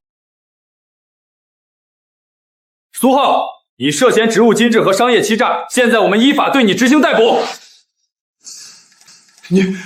你们是谁？你们凭什么抓我？凭什么？凭你挪用陆氏集团500万公款，偷卖工厂设备，证据确凿，你还有什么好说的？不可能，不可能！陆成渊怎么会发现的？我明明做的天衣无缝。警察同志，误会，这全是误会啊！我没有偷钱，我更没有侵占公款。你们干什么？这可是我们李家的工厂，凭什么抓我老公？曼妮，救我呀！我全招！我不是主谋啊！这些钱都是李曼妮逼我干的。苏浩，你个没良心的白眼狼！是你自己贪得无厌，是你想卷款跑路，现在出事了，你就想把责任都推到我身上，我告诉你没门儿！是他逼我的，是他拿离婚威胁我，我才不得不这么干的。所有的钱都在他那里，你们抓他，别抓我！苏浩，你这个没良心的东西！我当初真是瞎了眼才嫁给你。你偷苏婉他爹的10万块救命钱给我买包是你干的吧？你把苏婉关在仓库的竹筐里，差点把他打死也是你干的吧？你还偷偷拿你爷爷的养老钱去赌博，输了5万块也是你干的吧？你也不是什么好东西，是你逼着苏婉给你下跪擦鞋，是你到处造谣说苏婉养小白脸，是你让保安把苏婉往死里打，这些都是你干的。你胡说，你血口喷人！行了，别吵了，你们2个谁也跑不了，有什么话到地方再说。我不去，我不去，我要见我姑姑苏婉，姑姑救我呀！姑姑，我错了，我真的知道错了，你救救我，我是你唯一的侄子啊！婉婉，要是不想看，我们就走吧。没事，我就是想最后再看一眼这个地方。大姑，我错了，你饶了我吧！我是苏浩啊，我是苏家唯一的根，唯一的独苗啊！你跟陆总求求情，放我一马吧！苏婉，我错了，我不该打你，我不该骂你，你大人有大量，饶了我们这一次吧。苏浩，当你偷走你爷爷的救命钱，逼我给李曼丽擦鞋，把我关进竹筐里要活活打死的时候，你可曾想过我是你大姑？唉，真是自作自受啊！当初他们那么欺负苏婉，现在终于遭到报应了。就是苏婉对他们那么好，他们却恩将仇报，偷人家的救命钱，还把人家往死里打，这种人就该坐牢。苏浩这孩子真是被宠坏了，苏婉辛辛苦苦把他拉扯大，他却这么对待人家，真是白养了。别喊了，走。程渊，我想去那间仓库看看。婉婉，别去了，从今往后有我陆程渊在一天，谁也别想再伤你半分。你说的对，程渊，我们再也不回来了，我们走吧。好。苏婉，你给我站住！我的钱啊，我的房子啊，全都没了！苏婉，你这个贱人，你不得好死！完了，全完了，我半辈子的心血呀！今天我们在这里隆重举行陆氏集团万亩农业基地的开工典礼。这不仅是陆氏集团的一件大事，更是我们双桥县的一件大事。这个项目建成后，将带动我们全县的经济发展，解决上千人的就业问题。让我们以热烈的掌声感谢陆总和苏小姐对我们双桥县的支持。陆总、苏小姐，剪彩仪式结束了，请两位为项目奠基。请。小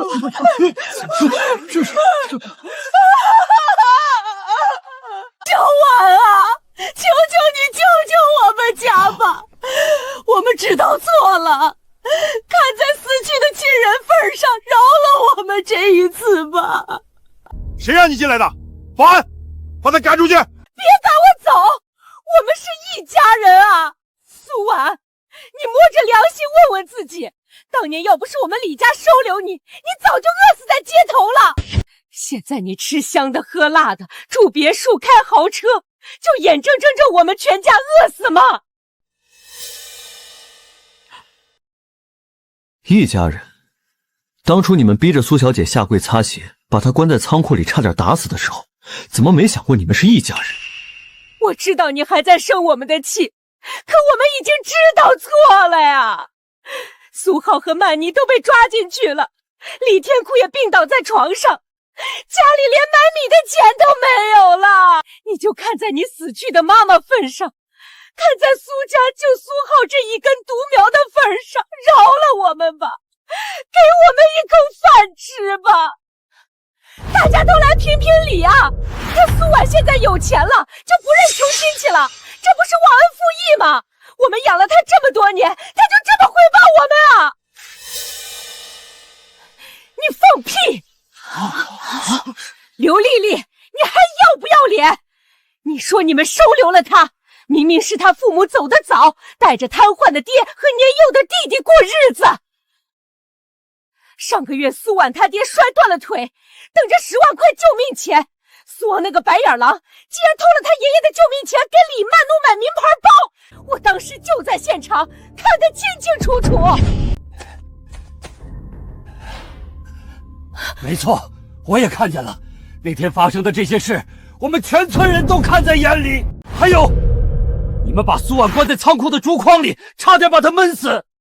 要不是陆总及时赶到，苏婉早就没命了。你们这么欺负他，现在还有脸来求他，真是不要脸！就是，苏婉这些年受的苦，我们都看在眼里。你们李家没有一个好东西。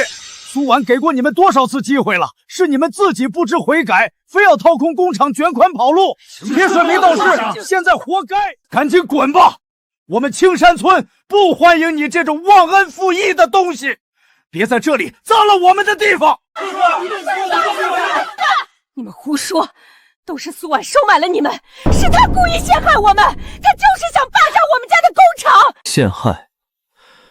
我们这里可有你们偷卖工厂设备、转移公款的证据，要我拿出来给乡亲们都看看吗？苏婉，你这个贱人，你不得好死！我做鬼也不会放过你！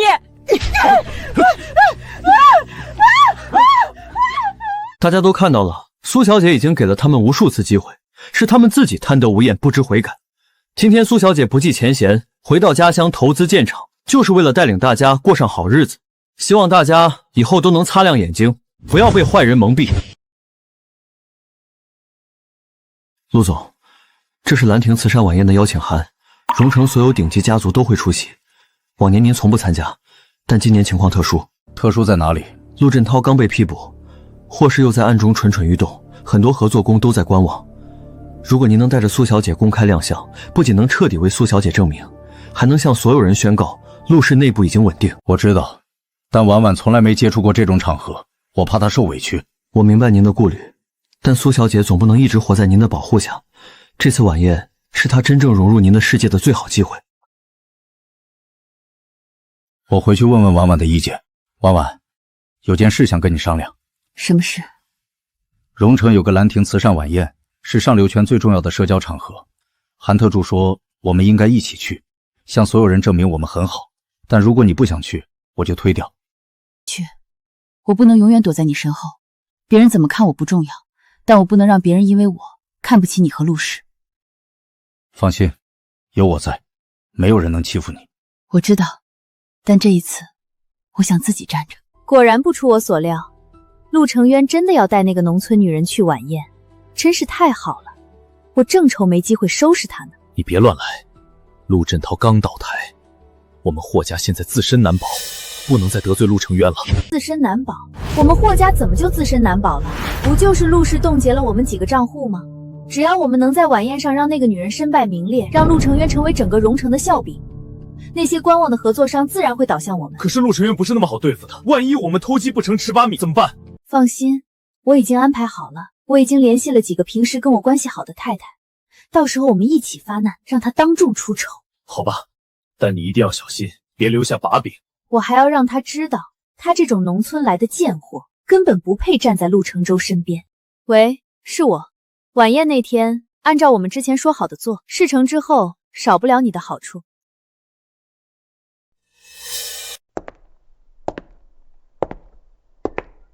那就是陆总那个农村来的夫人，看起来倒是不像网上传的那么粗俗。神气什么？山鸡插上凤凰毛，骨子里还是个土包子。姐妹们，走，去领教一下这位总裁夫人的厉害。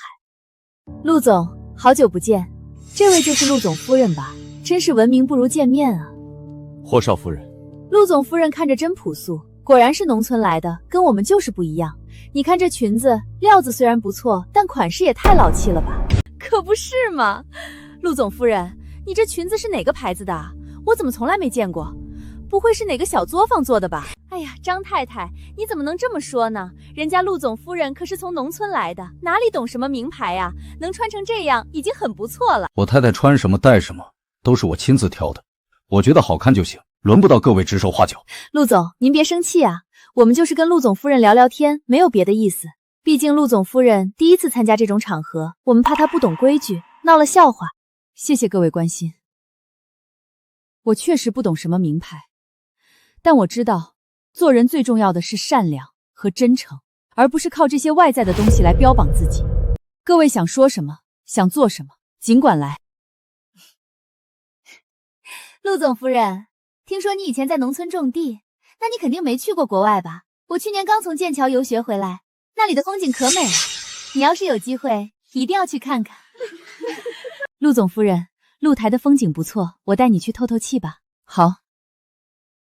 苏婉，别装了，我知道你心里不好受。你这种农村来的女人，根本就不配站在陆承泽身边，更不配当陆氏的总裁夫人。我配不配，不是你说了算。是吗？那如果我把这里面的东西公之于众呢？这里面有陆承渊当年和霍家合作的黑料，还有他被追杀时的狼狈证据。只要我把这些东西交给媒体，陆承渊就会身败名裂，陆氏集团也会跟着完蛋。你想怎么样？很简单，只要你主动离开陆承渊，签了离婚协议，然后永远离开荣城，我就把这个 U 盘给你。不然的话，我就让陆承渊和你一起被所有人唾弃。霍少夫人，你以为你手里的东西能威胁到我们吗？你什么意思？你说的旧账，是不是当年你们霍家联合陆振涛父兄追杀陆承远留下的把柄？你怎么知道？我不仅知道这个，我还知道当年你为了嫁入霍家做了多少见不得人的事。你以为这些事我们都不知道吗？你拿来威胁我的东西，我们3个月前就已经整理好了，正准备交给检察院。你最好想清楚，现在是谁更需要谈条件。如果你现在收手，我可以当这件事没有发生过；不然的话，不仅陆成渊会没事，你们霍家还有你都会彻底完蛋。你别得意，我不信你们真的敢把这件事捅出去。当年的事，陆成渊也有责任。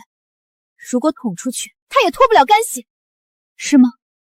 那你可以试试，看看最后倒霉的是谁。如果这件事真的捅出去，霍家肯定会万劫不复的。好，很好。苏婉，你给我等着，我不会就这么算了的。成渊，你放心，我不会让任何人伤害你。计划有变，把准备好的东西直接投到大屏幕上。大家安静一下，我有件事要告诉大家。大家看看，这就是陆总引以为傲的夫人。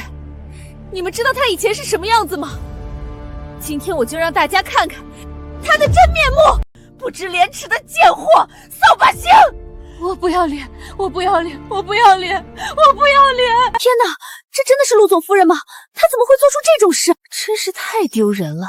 陆总怎么会娶这样一个女人？难怪霍少夫人说她不配，原来是真的。别去，让我来。视频里的人是我。那时候我父亲从床上摔下来，等着10万块救命钱。我一手拉扯大的亲侄子，偷走了我攒了8年的救命钱，给他的妻子买了名牌包。我去要钱，不仅没要到，还被他们羞辱。我不要脸，我不要脸，我不要脸！我从来没有因为这段经历感到羞耻，因为我没有做错任何事，我只是为了救我的父亲，做了我该做的事。视频里被绑在杆子上的那个女人，今天站在这里，她靠自己的双手救活了她的父亲，也遇到了真心爱她的人。你们觉得她该羞耻，还是该让你们见识一下什么叫从烂泥里爬出来，真正站得住？说得好，都给我听好了，这就是我陆家明媒正娶的儿媳妇，她的善良和骨气比你们身上所有的珠宝加起来都珍贵。谁要是再敢对她指手画脚，就是和我陆家作对。从今天起，在全荣城，谁要是再敢对我的孙媳妇苏婉指手画脚、羞辱半分，那就是在公然和我整个陆氏财阀作对。我陆家必倾尽全族资源，让他彻底破产，滚蛋！陆老夫人说的对，苏小姐真是太了不起了。刚才是我们有眼无珠，得罪了苏小姐，还请苏小姐大人有大量，不要跟我们计较。是啊，苏小姐，我们以后再也不敢乱说了。您大人有大量，就原谅我们这一次吧。别在这里丢人现眼了，我们走。我不走，我不甘心，我不会就这么说给他的。你还嫌不够丢人吗？再不走，我们霍家就真的完了。婉婉，今晚委屈你了。成渊，我说过了，我不委屈，只要能帮你守住位置，我什么都愿意。但成渊，今天霍少夫人提到了你当年在青山村被追杀的事情，我现在是你的陆太太，我想知道当年那场围追堵截的完整真相。10年前，我父亲突然病逝，留下遗嘱让我接任董事长。可我刚上任，就发现陆振涛联合霍家，偷偷挪用了集团3个亿的公款，转移到了海外账户。所以你准备揭发他们？是，可我没想到他们提前知道了消息，不仅反咬一口说我挪用公款，还雇了杀手要杀我灭口。那天晚上，我从公司逃出来，一路被追杀到青山村，浑身是血的撞进了你家的门。那时候我以为自己死定了，是你救了我。在你家的那1个月，是我这辈子最轻松的日子，不用提防暗算，不用勾心斗角，每天只要劈柴挑水，等着吃饭就好。都过去了，以后有我陪着你，再也没有人能伤害你了。你的事就是我的事。成渊，把霍氏和陆氏所有的合作合同、债权文件都给我，我想看看。你看这些干什么？这些都是专业的法务文件，很枯燥的。我想帮你，虽然我不懂什么资本运作，但我对数字敏感。村里合作社的账我对了10年，再隐蔽的假账我都能看出来，说不定我能发现什么破绽。好，都给你。看不懂的地方就问我。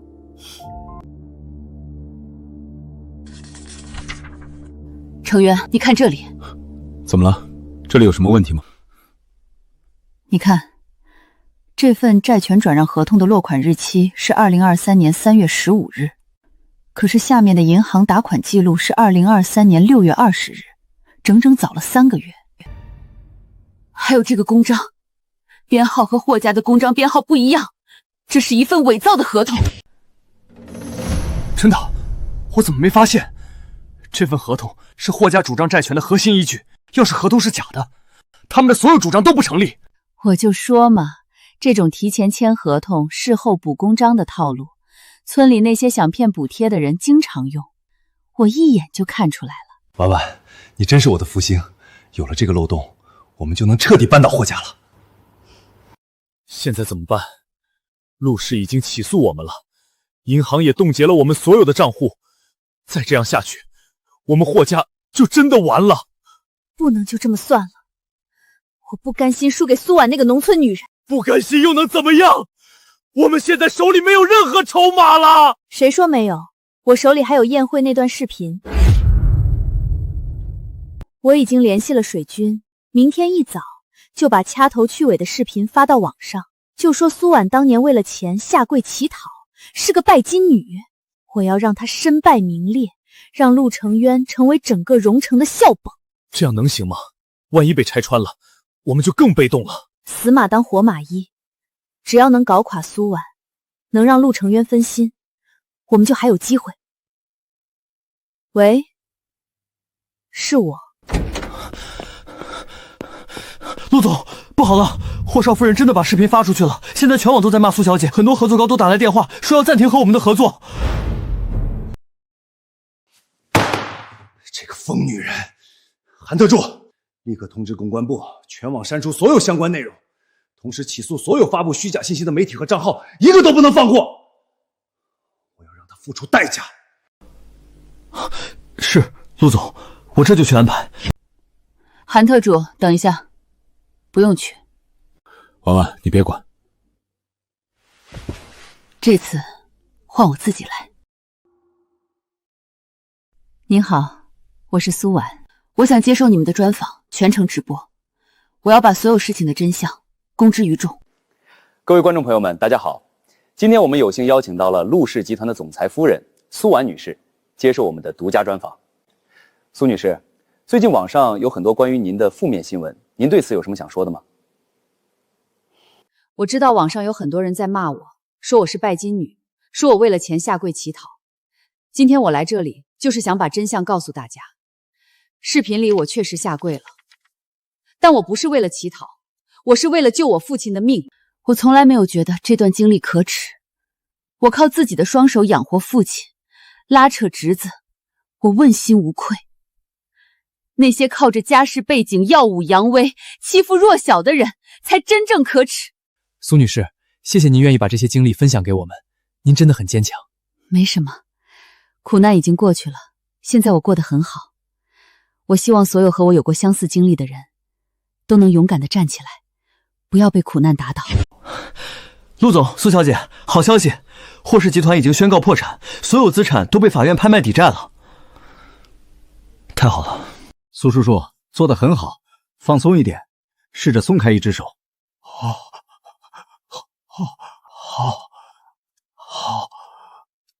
爸，慢点，不着急。放心吧，爸一定可以的。苏叔叔，现在试着松开另一只手，扶着助步器走2步。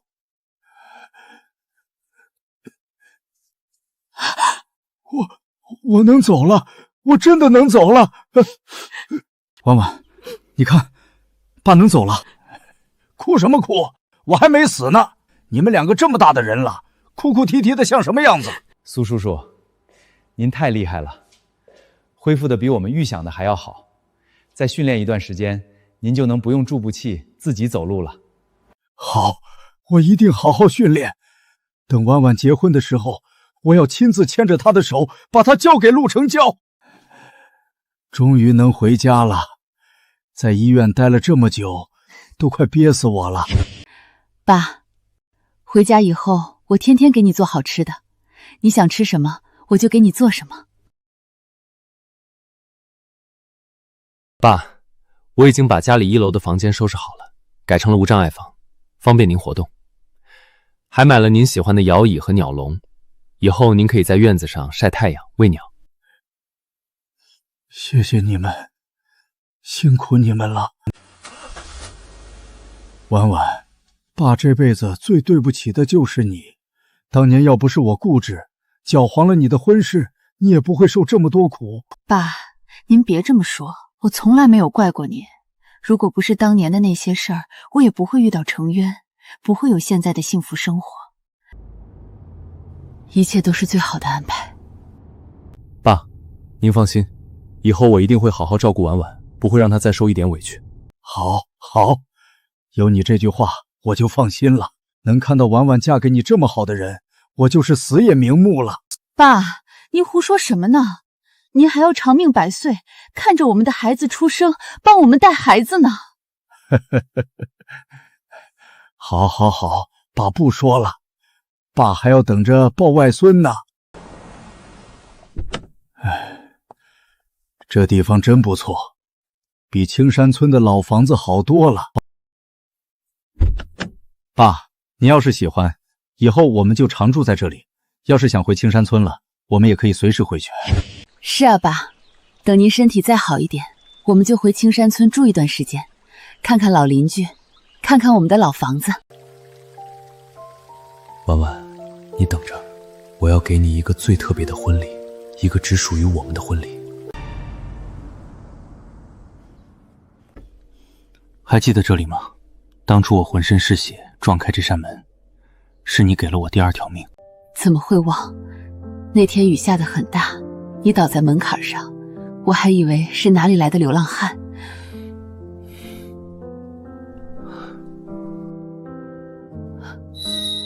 这戒指，当初我仓促许诺，没有鲜花与仪式。今日在我们初识的门前，我重新向你求婚。苏婉，往后余生，风雪是你，平淡是你，清贫荣华都是你。你愿意嫁给我，做我一辈子的妻子吗？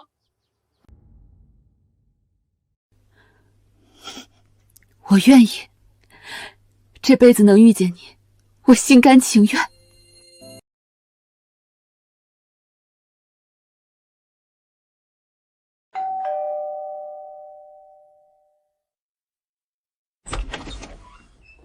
苏小姐您好，我是双桥县看守所的指定律师，受苏浩先生委托前来转交一封他的亲笔信。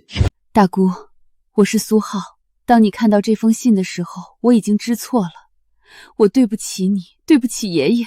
我知道我错了，错得离谱。现在说什么都晚了。我愿意接受法律的制裁。我不求你原谅我，只求你好好照顾爷爷，好好过日子，不孝侄儿。苏浩。他现在知道错了，早干什么去了？这些罪都是他咎由自取。我没有打算原谅他，但也不想再被过往困住。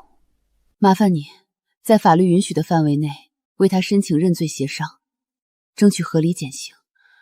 这不是偏袒，只是我想彻底放下这段纠葛，好好过往后的日子。明白，我会按照流程办理。老大哥，婉婉这婚事办得热闹，我们全村人都替她高兴。多亏了大家帮忙，也多亏了程渊这孩子。婉婉，爹看着你走到今天，终于安心了。爸，以后我们都会好好的。程渊，我把女儿交给你，往后一定要好好待她。爸，请您放心，我用一生守护她。